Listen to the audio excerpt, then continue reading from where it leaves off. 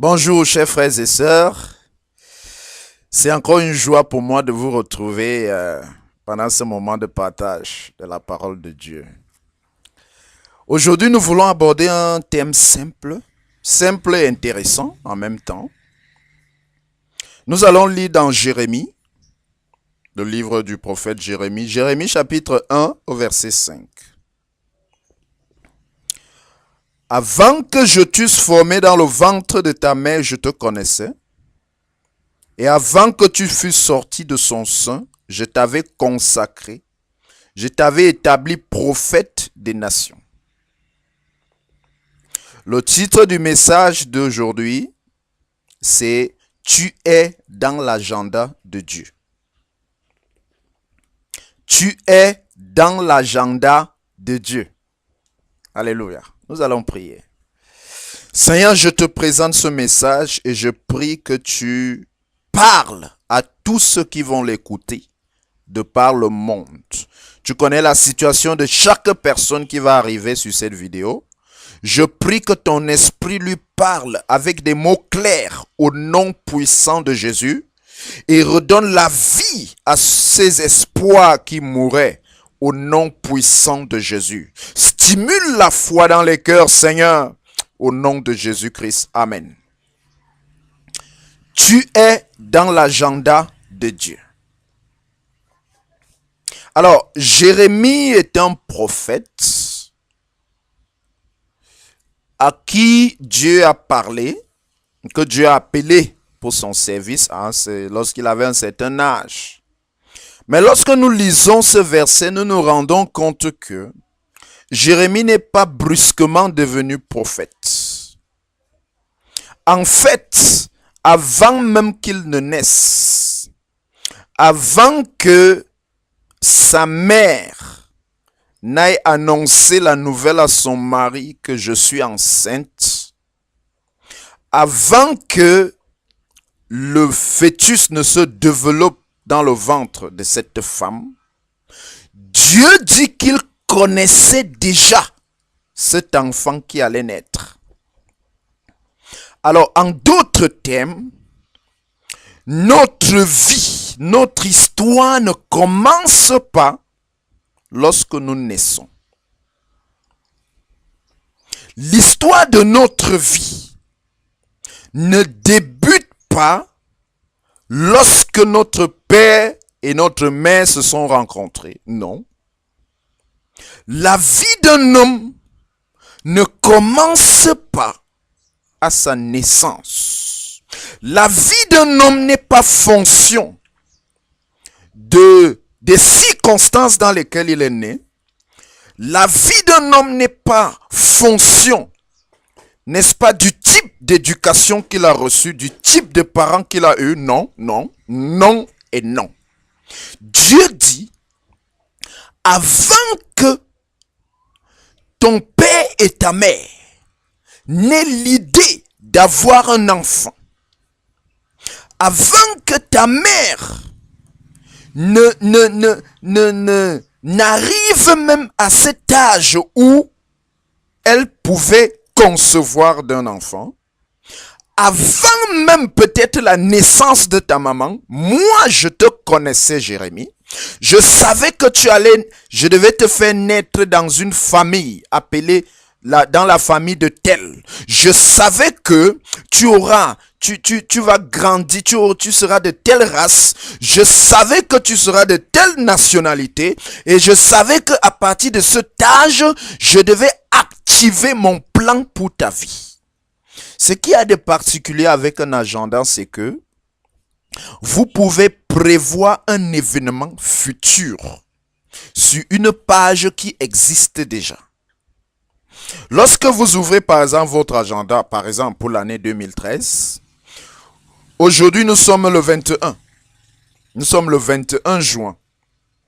Mais avant que le 14 octobre 2013 ne voit le jour, vous pouvez déjà prévoir à partir de votre agenda ce que vous allez faire en cette date. Et c'est ça la particularité avec Dieu.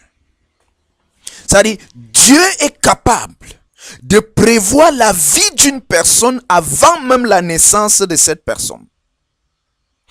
La naissance de notre Seigneur Jésus a commencé à être prophétisée dans l'Ancien Testament.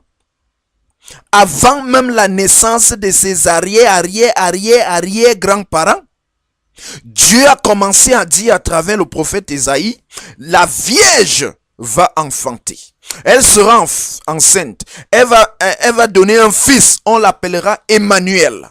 Dieu avait déjà écrit dans son agenda qu'une certaine vierge, d'une certaine famille, d'une certaine éducation, d'une certaine race quelque part, tomberait enceinte alors que le jour n'était pas encore arrivé. Frères et sœurs, notre naissance n'est pas un accident. La vie d'une personne n'est jamais un accident. De tous les près de 7 milliards d'âmes qu'il y a dans ce monde, tous les 7 milliards de noms sont écrits dans l'agenda de Dieu et ton nom aussi figure dans son agenda. Alléluia. Alors cela signifie automatiquement que je ne suis pas une erreur. Je ne suis pas né pour accompagner les autres. Je suis né pour accomplir un but précis dans le plan de Dieu. Dieu a un plan particulier, un plan clair pour ma vie. Je t'avais établi prophète des nations. Je t'avais établi prophète. Le fait que, et c'est dans la jeunesse de Jérémie, que Dieu lui a révélé le plan qui existait déjà depuis longtemps. Jérémie n'était pas au courant. Peut-être ses parents même n'étaient pas au courant du plan que Dieu avait pour sa vie. Mais le fait qu'il soit ignorant du plan de Dieu ne signifie pas que le plan n'existe pas. Le plan existe. Mais en certain moment particulier, Dieu le révèle à la personne. Si Dieu ne t'a pas encore révélé son plan pour ta vie, ça ne veut pas dire que ce plan n'existe pas. Le plan existe. Le plan existe bel et bien. C'est à l'âge de 40 ans que Dieu a révélé à Moïse son plan pour sa vie. Dieu a un plan pour toi, cher ami. Souvent les gens se disent non, vraiment ma vie n'a pas de sens. Moi je suis né pour accompagner les autres. Non, personne n'est né pour accompagner les autres.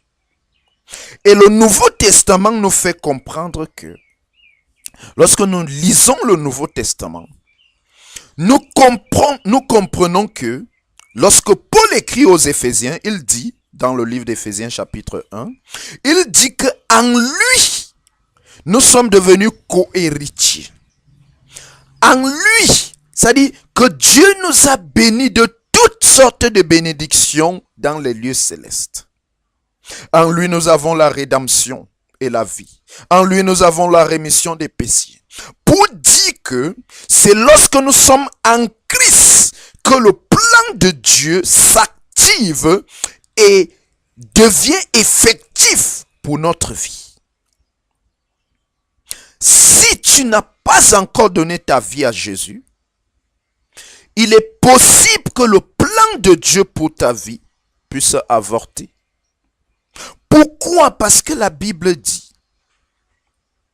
c'est en Jésus-Christ que les promesses de Dieu sont oui et amen. La Bible nous enseigne que pour tous ceux qui sont en Christ, les choses anciennes sont passées. Voici, toutes choses sont devenues nouvelles.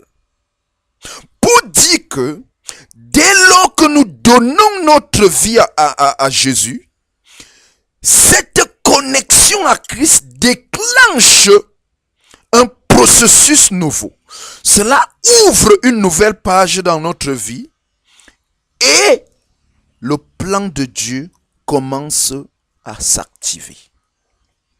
Regardons la vie de de Pierre. Pierre dit à Jésus, quand il a vu la pêche miraculeuse, il dit à Jésus, éloigne-toi de moi parce que je suis un homme pécheur. Jésus lui dit, non, n'aie pas peur. Puisque tu crois en moi, tu pêcheras les hommes désormais. Je vais faire de toi un pêcheur d'hommes. Pierre n'aurait jamais été un pêcheur d'hommes. Il n'aurait jamais été apôtre de Jésus. Il n'aurait jamais prêché le jour de la Pentecôte et 3000 personnes auraient donné leur vie à Jésus. Il n'aurait jamais fait cela si il n'était pas devenu enfant de Dieu. Tu as besoin de donner ta vie à Jésus. Dieu a un plan pour toi, mais tu peux faire avorter ce plan si tu ne te connectes pas à Jésus. Nous ne pouvons rien faire sans Christ. Jésus dit dans Jean chapitre 5, sans moi, vous ne pouvez rien faire. En d'autres termes, sans moi, vous ne pouvez rien devenir. Sans moi, votre vie n'aura pas de sens. Sans moi, tout ce que Dieu avait prévu dans son agenda ne pourra pas prendre effet. Ne pourra pas avoir un sens. Tu pourrais être riche, tu pourrais être célèbre, mais tant que tu n'es pas en Christ, ta vie n'a pas de sens. Le plan effectif de Dieu ne peut pas s'accomplir pour toi. J'aimerais parler à une personne, un enfant de Dieu, qui est en train de se poser mille et une questions en ce moment en se demandant, est-ce que moi aussi je vais réussir? Peut-être accablé par les problèmes de part et d'autre, j'aimerais dire que, quel que soit le degré de ta souffrance, cela n'effacera jamais ton nom dans l'agenda de Dieu. Et ce qui a de particulier avec un agenda, c'est que lorsqu'on le feuillette, quand on arrive sur le jour, la chose s'accomplit. Dieu te bénisse. Écoute ce message. Que cela stimule ta foi. Que cela te donne d'avoir foi en Dieu davantage. Ne te décourage pas. Dieu a un plan pour ta vie. Tu es dans l'agenda de Dieu. À votre service, le pasteur Yves Chaligodia.